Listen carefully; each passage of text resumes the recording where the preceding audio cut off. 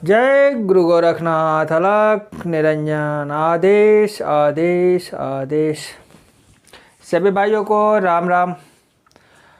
आज की स्टोरी में ये समझेंगे कि क्यों गुरु गोरखनाथ जी को हनुमान जी के सामने अपनी शक्तियों को प्रयोग करना पड़ा। आखिर क्या रीज़न था कि हनुमान जी के सामने गुरु गोरखनाथ जी को अपने शक्ति प्रदर्शन करने की नौबत आई। इस स्टोरी को हम समझेंगे आज की इस कहानी में। एक समय की बात थी जब गुरु मच्छिंद्र नाथ जी त्रिया राज्य में फंस गए थे। तब गुरु गोरखनाथ जी को पता नहीं था कि मेरा गुरु जो है इस वक्त कहाँ है।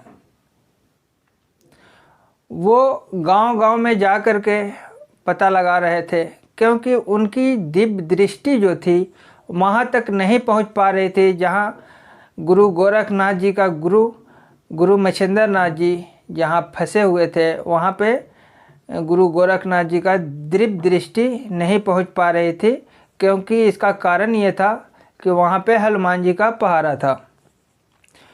और गुरु मच्छिंद्र नाथ जी उस वक्त फंसे हुए थे त्रिया राज्य में। किसी तरह से गुरु गोरखनाथ जी को पता चला कि आपके गुरु जो हैं गुरु मच्छिंद्र नाथ जी वो त्रिया राज्य में फंसे हैं। गुरु गोरखनाथ जी को जब ये बात पता चला तो उन्होंने अपने गुरु को मुक्त कराने की योजना बनाना शुरू किए कि भाई गुरु को किसी तरीके से त्रिया राज्य से मुक्त कराया जाए। मगर वहाँ का कुछ नियम था जो बहुत ही खतरनाक था। त्रिया राज्य एक ऐसा राज्य था जहाँ औरतें ही थी, वहाँ कोई पुरुष नहीं था। अगर कोई पुरुष त्रिया राज्य के अंदर प्रवेश कर भी गया तो हनुमान जी आधी रात को आते थे वहाँ गर्जना करने, और त्रिया राज्य के अंदर अगर कोई भी पुरुष होता था तो उसकी मौत हो जाती थी। और वहाँ पे जितनी भी औरतें रहती थी त्रिया राज्य के अंदर वो गर्भवती हो जाती थी। ये मामला था। और इस सिचुएशन में गुरु गोरखनाथ जी को अपने गुरु मच्छिंद्र नाथ जी को जो है त्रिया राज्य से बाहर निकालना था, क्योंकि हनुमान जी के आज्ञा से गुरु मच्छिंद्र नाथ जी उस त्रिया राज्य में फंस गए थे। गुरु गोरखनाथ जी एक बार पता लगाते लगाते उस त्रिया राज्य में जा पहुँचे। जब त्रिया राज्य में गए तो उन्होंने कहा कि त्रिया राज्य के सीमा के अंदर जाना उचित नहीं होगा, क्योंकि वहाँ पुरुषों के जाना वर्जित था। वहाँ वो कोई पुरुष भी नहीं जा सकता था, केवल औरतें ही जा सकती थी। औरतों को जाने का इजाज़त था, पुरुषों को जाने के लिए कोई इजाज़त नहीं थी। इसलिए गुरु गोरखनाथ जी त्रिया राज्य के वहाँ पहुँच गए, मगर उस सीमा में नहीं जा रहे थे कि भाई वहाँ पुरुष को जाना वर्जित है। तो वहीं पास में ही उन्होंने अपना ध्यान लगा करके कहीं बैठ गए कि कोई जब तरीका कुछ मिलेगा तो आगे हम प्रवेश करेंगे। और जैसे ही उन्होंने ध्यान लगा के बैठे ही थे कि उन्होंने देखा कि 2-4 औरतों की टोली जो है आ रही है, और कुछ दूरी पर आकर के वो लोग बैठ गई। गुरु गोरखनाथ जी ये सब देख रहे थे कि 2-4 औरतें आईं और एक ग्रुप बना करके उसमें बैठ गईं, और उसमें वो लोग नाच गाना बजाना का प्रोग्राम अपना करने लगी। एक तरह से गाना का अभ्यास कर रही थी वो लोग। ये चीज़ देख करके गुरु गोरखनाथ जी कहे कि कुछ ना कुछ इनसे हम पता करते हैं और कोई ना कोई रास्ता तो निकलेगा कि इस त्रिया राज्य में आखिर कैसे जाया जाए। तो गुरु गोरखनाथ जी उन औरतों के पास गए और उन्होंने उनका जो है हाल चाल पूछा और उसके बाद उनका परिचय पूछा। तो उनमें से एक औरत जो थी वो अपना परिचय बताया कि मेरा नाम कलिंगा है और मैं महेंद्रगढ़ की रहने वाली हूँ। मैं एक विधवा नारी हूँ और मेरा काम यही गाना बजाना करने का है। और आज मैं इस त्रिया राज्य में गाने का प्रोग्राम करने के लिए आई हूँ। कल मेरा प्रोग्राम है, इसलिए एक दिन पहले ही हम आ गए हैं और आज ही हम त्रिया राज्य के अंदर प्रवेश करेंगे। ये सारी बातें गुरु गोरखनाथ जी ने सुना तो उन्होंने कहा कि क्यों ना इन्हीं लोगों के साथ में त्रिया राज्य के अंदर प्रवेश किया जाए। अपनी मन की बात सारी कलिंगा को गुरु गोरखनाथ जी ने बताया कि मैं भी इस त्रिया राज्य के अंदर जाना चाहता हूँ, इस त्रिया राज्य की खूबसूरती को देखना चाहता हूँ। इस बात पे कलिंगा ने बताया कि इस त्रिया राज्य के अंदर किसी भी पुरुष के जाना वर्जित है। अगर कोई भी पुरुष गलती से भी त्रिया राज्य के अंदर प्रवेश कर जाएगा उसकी मौत हो जाती है। गुरु गोरखनाथ जी ने कहा कि आप इसकी चिंता न करें, त्रिया राज्य में हम जाएंगे और उसके बाद जो भी प्रक्रिया होगा, जो भी विपत्ति आएगी उसकी चिंता आप न करें, उसका समाधान मेरे पास है। तो कलिंगा ने कहा कि एक बात और है, त्रिया राज्य में पुरुष तो जा नहीं सकता, इसलिए पुरुष के रूप में हम आपको ले भी नहीं जा सकते। तो गुरु गोरखनाथ जी ने कहा कि इसकी भी आप चिंता मत करिए, मैं अपनी योग शक्ति से एक स्त्री का रूप धारण कर लूँगा जिससे कोई मुझे पहचान भी नहीं पाएगा। कलिंगा ने कहा कि चलो ये भी ठीक है, आप स्त्री के रूप धारण तो कर लेंगे, मगर वहाँ जाने के बाद गाना बजाना भी तो आना चाहिए, क्योंकि वहाँ पे गाने बजाने के प्रोग्राम में हम लोग जा रहे हैं। अगर आप को गाना बजाना नहीं आएगा तो लोग पूछेंगे कि ये कौन है और आपने इनको क्यों इस तरीके से लेके आया हो यहाँ पे। तो गुरु गोरखनाथ जी ने कहा कि आप इसकी भी चिंता मत करिए, क्योंकि मैं गाने बजाने में निपुण हूँ, मुझे सारे ज्ञान है। रानी के महल में जा कर के मैं गाना बजाना भी करूँगा। कलिंगा ने कहा कि ठीक है, आप अगर गाना गा लेते हैं, बजा लेते हैं, तो एक बार जो है यहाँ भी गा करके और बजा करके हम लोगों को दिखाएं कि आप कितना अच्छा गा लेते हैं। गुरु गोरखनाथ जी ने वहाँ पे बैठ करके अपना गाना का भी जो कला था उन्होंने दिखाया। और जब गुरु गोरखनाथ जी गाना गा रहे थे और बजा रहे थे तो इसको देख करके कलिंगा मोहित हो गई एकदम और खुश हो गई और उनको जो है गुरु गोरखनाथ जी को अपने साथ ले जाने के लिए तैयार हो गई। गुरु गोरखनाथ जी से कलिंगा ने कहा कि ठीक है, हम आपको अपने साथ त्रिया राज्य में ले जाने के लिए तैयार हैं, मगर एक बात को ध्यान रखिए, त्रिया राज्य के अंदर पुरुष का प्रवेश नहीं है, आपको स्त्री के रूप में मेरे साथ चलना होगा।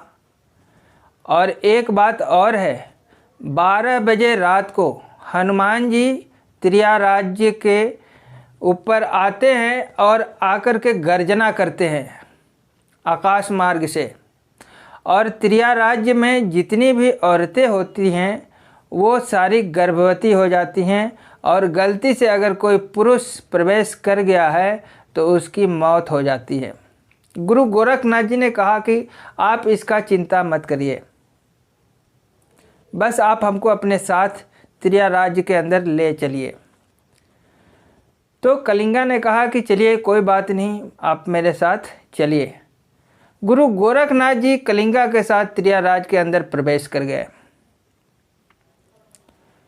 रात का समय हुआ, क्योंकि सुबह का प्रोग्राम था।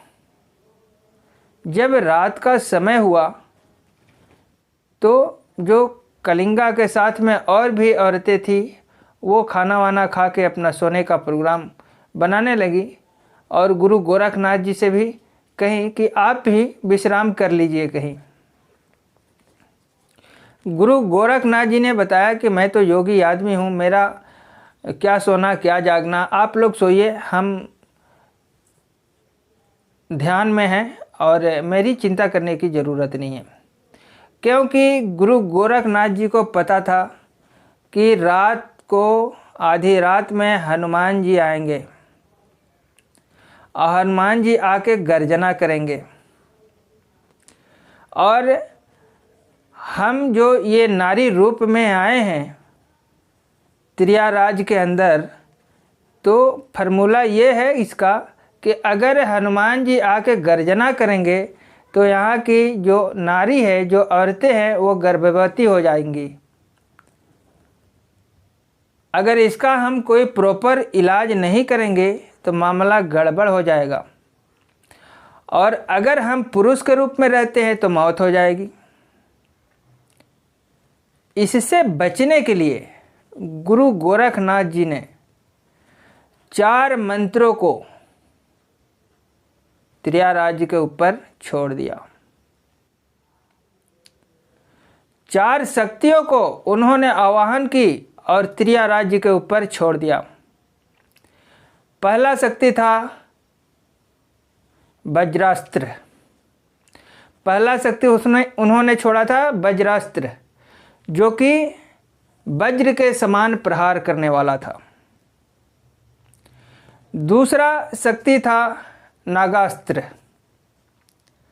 नागास्त्र नाग फांस में बांध लेता था। तीसरा था सपावास्त्र। सपावास्त्र किसी भी शक्ति को धरती में जकड़ लेता था। और चौथा अस्त्र था मौनास्त्र, जो किसी के मन मस्तिष्क पे जो भी उनके क्रियाकलाप था उसको अपने बस में कर लेता था। ये 4 शक्तियों को गुरु गोरखनाथ जी ने आकाश मार्ग में छोड़ दी, क्योंकि उनको पता था कि हनुमान जी आधी रात को आएंगे, और अगर हनुमान जी आ गए और अगर गर्जना कर दी तो मामला गड़बड़ा जाएगा। ठीक है, तो इसीलिए गुरु गोरखनाथ जी ने 4 शक्तियों को अपने छोड़ दी, और हनुमान जी जो है वो अपने मस्ती में आधी रात को चले आ रहे हैं त्रियाराज जी के ऊपर गर्जना करने के लिए। हनुमान जी को नहीं पता कि यहाँ क्या हो रहा है। हनुमान जी अपना उड़ते हुए आ रहे हैं, और जैसे ही त्रियाराज के सीमा में घुसने की इच्छा जताई, उनको एक झटका लगा। हनुमान जी ने कहा कि ये क्या हो रहा है मेरे साथ, ये कौन सी शक्ति है जो हमसे टकराना चाहती है। फिर वो समझ नहीं पाए, दोबारा जो है बलपूर्वक उस सीमा में प्रवेश करने की कोशिश किए। तो फिर उनको बहुत ही ज़्यादा जोर से झटका लगा और वो मूर्छित हो गए, जमीन पे गिर गए, क्योंकि 4 शक्तियाँ छोड़ी गई थी। चारों शक्तियाँ एक के बाद एक अपना काम करना शुरू कर दी। जब धरती पे गिर गए तो धरती ने उसे जकड़ ली। हनुमान जी बेबस हो गए, उठ ही नहीं पा रहे थे, क्योंकि उनके ऊपर वज्रास्त्र का प्रयोग किया गया था। वज्र के समान उनको पहली बार में धक्का लगा, दूसरी बार में जो है नागास्त्र था जो बांध लिया, सपा अस्त्र था जिसमें जकड़ गया, और तीसरा मोहनास्त्र भी था जो मन मस्तिष्क पे छा गया। अब हनुमान जी बेबस हो गए, लाचार हो गए, धरती में जकड़ गए, उठ ही नहीं पा रहे थे, उनकी मन मस्तिष्क काम नहीं कर रही थी। इस कंडीशन में जो है हनुमान जी प्रभु श्री राम को याद किए, और प्रभु श्री राम तुरंत उपस्थित हो गए। प्रभु श्री राम जब हनुमान जी के पास आए तो उन्होंने पूछा कि क्या बात है हनुमान जी, तुम्हारा ये दशा कैसे हो गया, ये क्या हो गया आपको। हनुमान जी ने कहा कि प्रभु पता नहीं कौन सी शक्ति है, क्या हुआ मेरे साथ, मैं बिल्कुल बेवश हो गया हूँ, लाचार हो गया हूँ, उठ नहीं पा रहा हूँ, अपने शरीर को हिला नहीं पा रहा हूँ, ये क्या हो रहा है, इससे मुझे मुक्त कराएं। प्रभु श्री राम ने जो है उन चारों शक्तियों को मुक्त कर दी वहाँ से, और हनुमान जी उठ के खड़े हो गए। और हनुमान जी ने श्री राम जी से पूछा कि हे प्रभु बताएं कि मैं किस संकट में पड़ गया था और ये कौन सी शक्ति है, इस धरती पे कौन सा ऐसा वीर है जो मुझसे टकराने की साहस की, मैं उससे अभी युद्ध करना चाहता हूँ, अभी तत्काल। प्रभु श्री राम ने कहा हनुमान जी से कि हनुमान ठहरो, जब तक दुश्मन की ताकत की अंदाज़ा न लग जाए उससे उलझना नहीं चाहिए। पहले पता कर लेना चाहिए कि सामने वाला कितना ताकतवर है। आप तो महाबली हैं, आप हनुमान हैं, आपके सामने ना कोई देवता में ताकत है, ना कोई दानव में, ना कोई मानव में। फिर ये तुम्हारी जो दशा किया है ये कोई आम इंसान नहीं हो सकता। पहले अपने दुश्मन की ताकत की अंदाज़ा लगा करके ही उससे उलझना, यही बुद्धिमानी होती है। बगैर अपने दुश्मन की ताकत के अंदाज़ा लगाए अगर कोई उलझ जाता है उसे बुद्धिमानी नहीं, उसको जो है मूर्खता कहते हैं।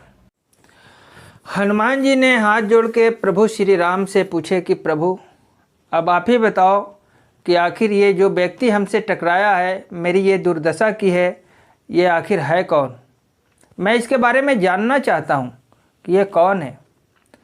प्रभु श्री राम ने बताया कि ये नाथ पंथ के योगी गुरु मच्छिंद्र नाथ का शिष्य गुरु गोरखनाथ हैं, जो शिव के अवतार हैं, और अपने गुरु मच्छिंद्र नाथ को यहाँ से मुक्त कराने के लिए आए हैं। इस बात को सुनकर हनुमान जी बोले कि गुरु मच्छिंद्र नाथ को तो मैंने यहाँ पे अपनी इजाज़त से रखा है, और मेरे बगैर इजाज़त के गुरु गोरखनाथ जी अपने गुरु को लेकर नहीं जा सकते। प्रभु श्री राम जी और हनुमान जी एक ब्राह्मण के रूप धारण किए और गुरु गोरखनाथ जी के पास चल दिए। गुरु गोरखनाथ जी ने दो ब्राह्मणों को अपनी तरफ आते देखा तो वो उठ के खड़े हो गए और प्रणाम किए, और गुरु गोरखनाथ जी ने उन ब्राह्मणों से कहा कि आने का कारण बताएं, क्योंकि गुरु गोरखनाथ जी जानते थे कि ये त्रियाराज है और यहाँ पुरुषों का आना वर्जित है। फिर ये जो दो व्यक्ति मेरे पास आए हैं ये कोई साधारण व्यक्ति नहीं हो सकते। ब्राह्मण ने कहा कि मैं अपने बारे में तो बताऊंगा, मगर उससे पहले आपको एक वचन देना होगा कि मैं जो भी कहूँगा आप उसे पूर्ण करेंगे। गुरु गोरखनाथ जी ने कहा कि जब तक हम वचन सुन नहीं लेते हम आपको कोई इजाज़त नहीं दे सकता। इस बात को सुन करके हनुमान जी और प्रभु श्री राम जी अपने असली रूप में आ गए, और हनुमान जी ने कहा कि मैं प्रभु राम दूत हनुमान हूँ और मेरे इच्छा से यहाँ पे गुरु मच्छिंद्र नाथ जी रह रहे हैं और आप उन्हें नहीं ले जा सकते। गुरु गोरखनाथ जी ने कहा कि मैं अपने गुरु को लेने के लिए आया हूँ और मैं अपने गुरु को यहाँ से ले जाना चाहता हूँ, और इस कार्य को करने से मुझे कोई नहीं रोक सकता।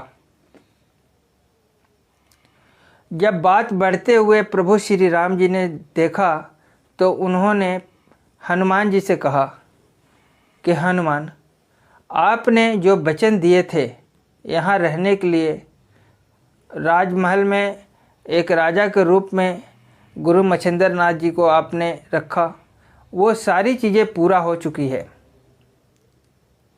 अब जो भी आपने वचन दिया था वो सारे वचन पूरे हो चुके हैं। अब सारा वचन पूरा होने के बाद सारा चीज़ गुरु मच्छिंद्र नाथ जी के ऊपर अब छोड़ दीजिए कि क्या वो यहाँ रहना चाहते हैं या अपने शिष्य गुरु गोरखनाथ जी के साथ जाना चाहते हैं। अगर उनकी इच्छा होगी तो वो रहेंगे और नहीं तो अपने शिष्य गुरु गोरखनाथ जी के साथ चले जाएंगे। तो इस बात पर प्रभु श्री राम ने हनुमान जी को समझाया कि ठीक है, अब जो भी निर्णय होगा गुरु मच्छिंद्र नाथ जी खुद करेंगे। और गुरु मच्छिंद्र नाथ जी अपने शिष्य के साथ वहाँ से चले गए। तो ये थी छोटी सी एक कहानी गुरु गोरखनाथ जी का, और मैं इसी तरह से छोटी छोटी कहानियाँ लाने का प्रयास करूँगा। बाकी जय गुरु गोरखनाथ, अलख निरंजन, आदेश आदेश आदेश।